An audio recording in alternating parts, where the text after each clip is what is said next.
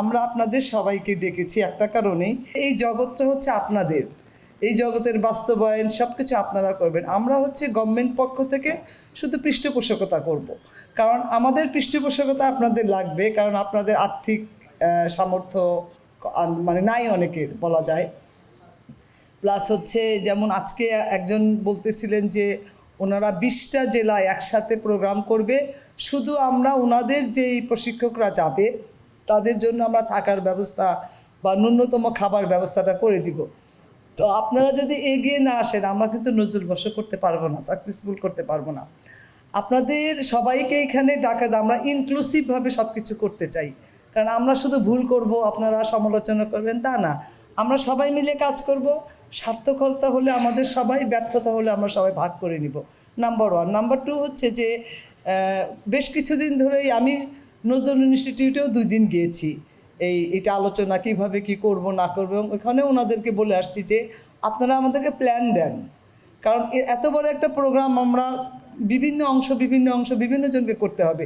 একজনকে যেমন সব দিলে হবে না যে নজরুল ইনস্টিটিউট সব করবে, এটা কি সম্ভব?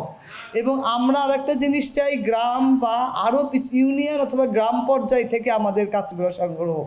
এবং এই জন্য আমি জানি না, ওই দিন আমি নজরুল ইনস্টিটিউটে বলেছি, অনেকে মন খারাপ করতেও পারেন, যে অনেক দামি শিল্পী আমি উপজেলা বা জেলায় নিব না অথবা গ্রামে নিব না। আমি চাই ওইখানে যে শিল্পী আছে, আমরা চাই, সরকার চায় যে ওইখানে যে শিল্পী আছে তার মধ্যে যদি আমি শিল্পবোধটা ঢুকাতে না পারি, আমি শুধু শহরে অনুষ্ঠান করে আমার কোনো লাভ হবে না। আমি অনেক বড় বড় শিল্পী নিয়ে গেলাম, তারা তো শুধু গান গাইবে, তাই না? কিন্তু এই যে যদি সংস্কৃতিকে প্রথিত করতে চাই, তাহলে কিন্তু আমি যদি স্থানীয় শিল্পীদের মর্যাদা দিই, সেইটা দেখে আর সবাই ইন্সপায়ার হবে। তো আপনারা আজকে সারাদিন এখানে সময় কাটিয়েছেন, আলহামদুলিল্লাহ, আল্লাহর কাছে অনেক শুকর। কারণ নাচ গানেও আলহামদুলিল্লাহ বললাম, এটা থেকে দুঃখ পাওয়ার কিছু নাই, কারণ এটা আমার সংস্কৃতির অংশ। আমি এই ল্যান্ডে জন্মগ্রহণ করেছি। আমি যদি ইংল্যান্ডে জন্মগ্রহণ করতাম আমি হয়তো অন্যভাবে বলতাম, আমি যদি ফ্রান্সে জন্মগ্রহণ করতাম আমি অন্যভাবে বলতাম।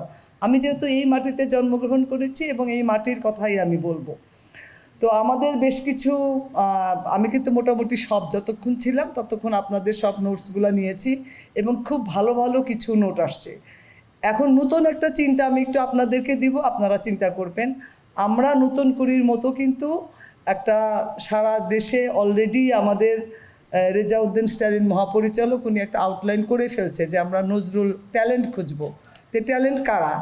আমরা শিশুদের একটা গ্রুপ থাকবে, কিশোরদের একটা গ্রুপ থাকবে, আমরা আর একটা গ্রুপ করব মহিলা এবং পুরুষ আলাদা আলাদা, যারা গুনগুন করে, একসময় হয়তো অনেক ভালো শিল্পী ছিল, এখন আর তার সেই শিল্পকলা সংসারের চাপে বিভিন্ন চাপে হয় নাই, কিন্তু তার মনের মধ্যে ওটা রয়ে গেছে।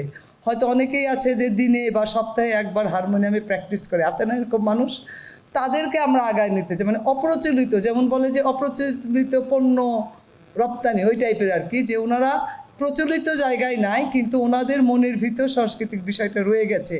এবং যা আরও কিছু শিল্পী আছে যারা মাঠে ঘাটে গান গায়, নজরুল গায়, আমরা কিন্তু জানি না, আপনাদের কাছে তাদের খোঁজ আছে। এইগুলি আমাদের যত দ্রুত পারেন আমাদেরকে একটা করে আপনারা দেন, এবং এটা শিল্পকলাই হোক বা নজরুল ইনস্টিটিউটে হোক, যে কোনো জায়গায়, মানে আমি একদমই স্বনির্বন্ধ অনুরোধ করছি, শুধু নিজের মধ্যে এগুলি রাখবেন না, এগুলি রাখলে তো আমি কাজ করতে পারবো না।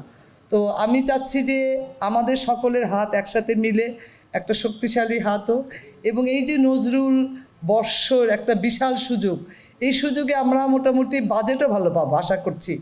এই সুযোগ একটা কাজে লাগিয়ে আমরা নজরুলকে স্টার্ট করি, যে 17 বছর পিছিয়ে আছি সেটাকে তাকে স্টার্ট করতে হবে, দেন সারা বছর চলতে পারবে। কিন্তু এই বছরটা আমরা কত ভালোভাবে স্টার্ট করতে পারলাম তার উপরেই কিন্তু নির্ভর করবে আগামীতে কিভাবে যাবে।